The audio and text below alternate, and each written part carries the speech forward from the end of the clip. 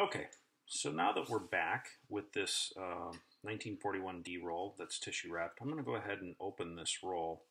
I'm going to do it somewhat cautiously. I don't want to destroy this guy's coins, and I suppose I should probably grab a mask. Unfortunately, it will muffle a little bit of what I'm going to do.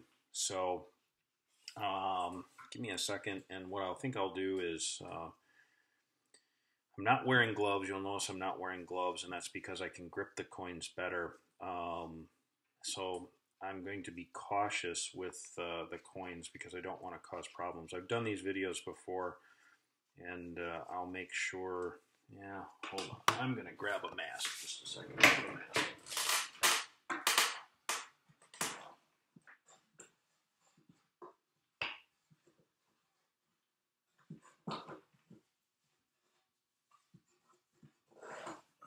Okay. Let me get it on. Hold on a second here. Okay. Hopefully you guys can hear me and that I haven't been too muffled, but we'll see how I do. Yeah, got to adjust it. Hold on a second. I'm wearing my glasses, and a mask and glasses doesn't really do well. So that way I can see. Okay. So I'm going to go ahead and open this somewhat cautiously. Now, one of the rolls that the guy had sent me prior to this one was one that he had already taken out of the wrapper.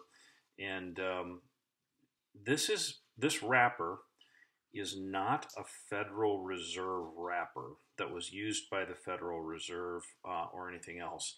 And the reason why I can tell that is usually there's a stamp at the end of one of the ends of the wrappers that basically denotes that it's a Fed Reserve wrapper or was used by the Fed.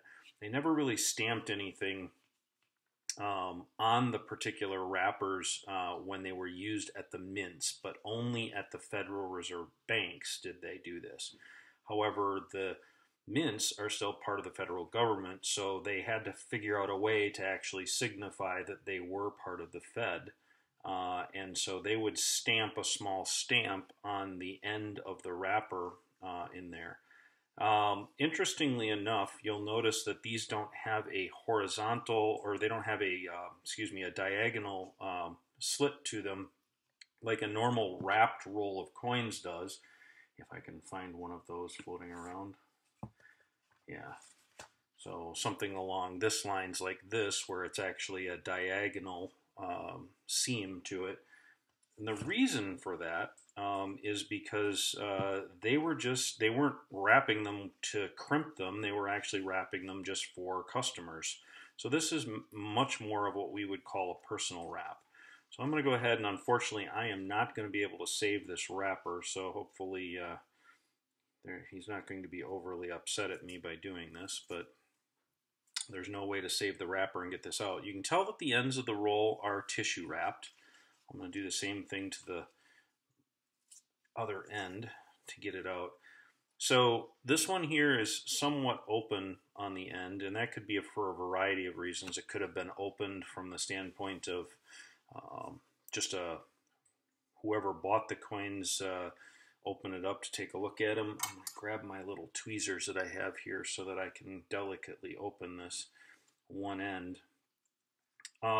So we'll open this up, and I'm going to pull these out in just a second.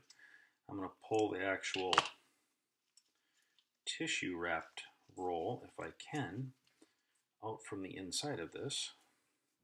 It looks like I should be able to.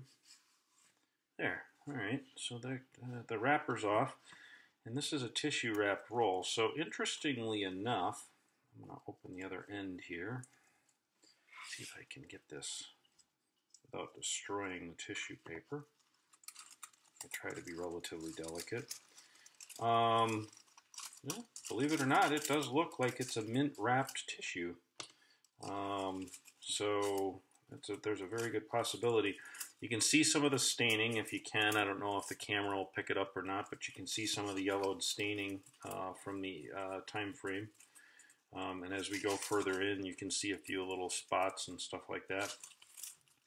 So we'll get a chance to see what these coins look like here in a second. It's an old roll. It's definitely falling apart on the inside. You can see that. So this tissue has been around these coins for quite some time. So this is the first time they've been seen in quite a while. I'll try and pull them out here. And as expected, the first few coins that popped out of there, I'm going to go ahead and pull these off the wrapper. As expected, the first few coins that popped out were somewhat and are somewhat red-brown in color. I know it's hard to see that in the video, but they are definitely toned from that respect, the first few coins. But you don't always judge a book by its first few coins that come out, because the end coins are going to be that way. Nice coins, by the way. The inner coins, yep, about the same thing, just kind of about what I would have expected. They've got a little bit of a haze to them, a little bit of a tone to them. They're still nice and decently red. They wouldn't grade probably full red. They would probably grade red-brown, but still looks like a very nice roll of coins from that standpoint. One that, if it were me purchasing them, I would definitely pay a very healthy amount of money for them. Because 41D is a very difficult date to get your hands on. You can get a chance to see them. I'll try and see if I can get it to focus there a little bit. There we go.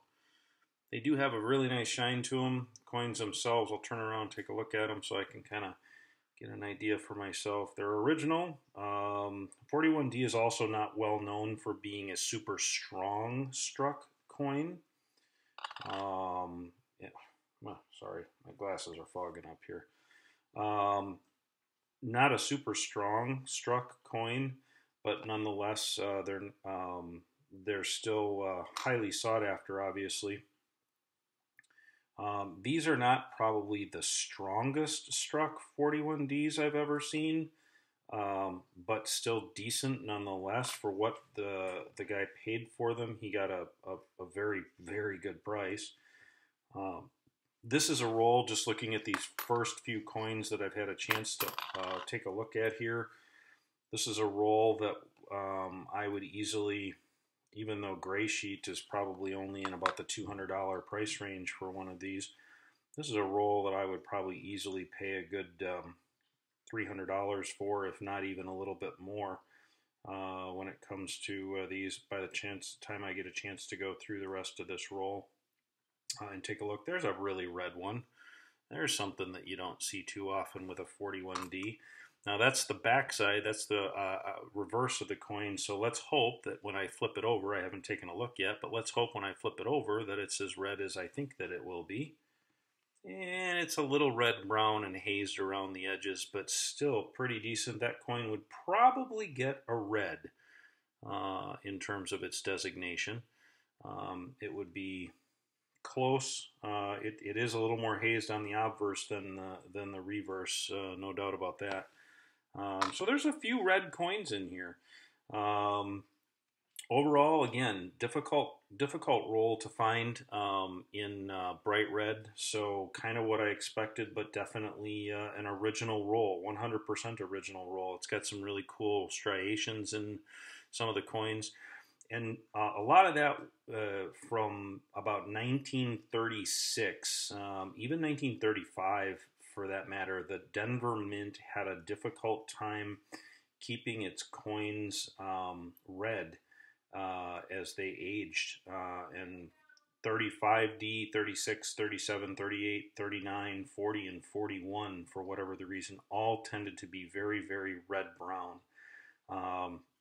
So finding a bright red roll of those particular dates would be not easy. So, all right, we're at about 10 minutes. I'm going to go ahead and end this video. I will do a follow-up video on it with a grading of it so that people can get an idea as to how it grades out. But I'm also going to do the 1942D next, and we'll compare the two, see what they look like, and see whether this roll being tissue wrapped, the 42D being tissue wrapped also, is any different than this particular one. But I would say beyond a shadow of a doubt that this particular roll was mint tissue wrapped, which would probably put it at one of the latest dates tissue wrapped rolls from the mint that I have ever seen. Let's hope the 42D is similar, because that would then put it 1 year beyond that, and I would be very, very surprised if that were the case. So, very cool roll. Thank you very much for sending it in. I'm not going to mention the person's name because I don't necessarily think that I need to be bringing up everybody's names as all, if I possibly can. So, but thank you very much for sending it in, and we'll see what the next roll looks like.